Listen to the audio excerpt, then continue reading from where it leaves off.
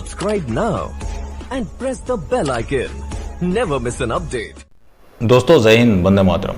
CBI ने जो सुशांत सिंह राजपूत मामले में अब तक किया है उसको लेकर क्या कहना साहब। जंगल में सांप तो घर में बसते हैं आदमी, सांप से बचे तो डसते हैं आदमी। और कौन पूछता है किसको इस ज़माने में गुनहगार घूम रहे हैं खुले मैदानों में और संत बैठा है थाने में।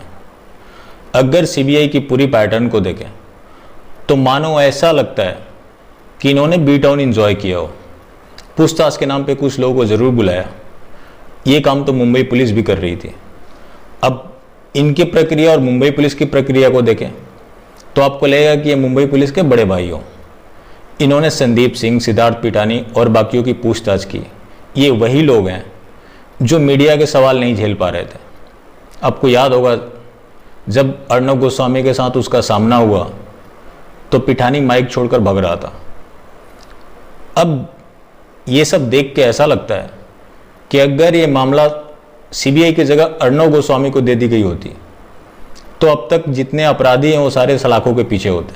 हालांकि हाइपोथेटिकल ऐसा हो नहीं सकता। अगर सीबीआई जांच की बात करें तो इनके पास तीन ही रास्ते थे। पहला कि इन्होंने कोई कंक्रीट एविडेंस ढूंढ लिया होता जिसके पॉसिबिलिटीज़ ना के बराबर है। जाहिर सी बात है जहां शासन प्रशासन पूरा तंत्र लगा हुआ हो कि सुशांत सिंह राजपूत को जस्टिस ना मिले, वहां उन्होंने सबूत छोड़ा हो, इसकी पॉसिबिलिटी बिल्कुल ना के बराबर है। मैं ये नहीं कहता कि बिल्कुल नहीं है, कुछ ना कुछ तो होगा ज़रूर अगर इन्होंने ढूंढा होता। दूसरा, कोई गवाह ढूंढ लिया होता, उसकी भी पॉसिबिलिटी लगभग ना के बराबर है। जहाँ कोई जांच नहीं कर पा रहा वहाँ कोई गवाही कैसे देगा। तीसरा, जो सबसे अहम हो जाता है और इनके बस का था, जितने सस्पेक्ट थे उनको 3rd डिग्री टॉर्चर करके उगलवाया जाए, उनका जुडिशियल कस्टडी लेते, लेकिन इन्होंने कुछ भी नहीं किया।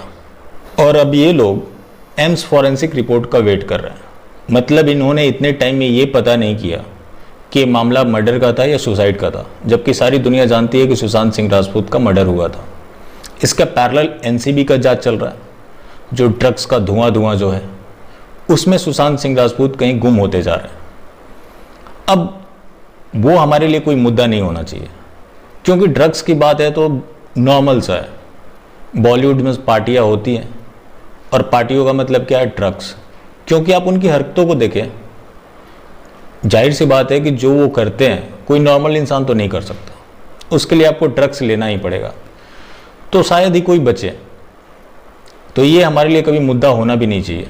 अगर ये मुद्दा होता तब जब सुशांत सिंह राजपूत के कातिल सलाखों के पीछे होते, लेकिन सिर्फ और सिर्फ इसमें क्या गुमराह किया जा रहा है।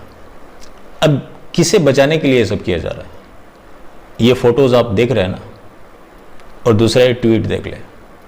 इसके बारे में ज़्यादा नहीं कहना चाहूँगा, बस इतना ही कह सकता हूँ कि ये वाला तो महिमा मंडन कर रहा है, दूसरे वाले होते तो चरण बंदन करते।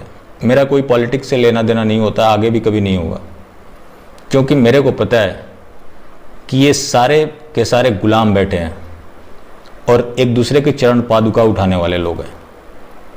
मतलब एक देश का प्राइम मिनिस्टर ऐसे करे तो फिर जो क्रिमिनल्स हैं, माफियाज हैं, उनके हौसले कैसे होंगे। बाकी फिर मिलते हैं किसी और अपडेट के साथ। ऐसे ही सपोर्ट करते रहें। अगर आपको पसंद आई हो तो सब्सक्राइब करें और ज़्यादा से ज़्यादा लोगों तक शेयर करें। जय हिंद।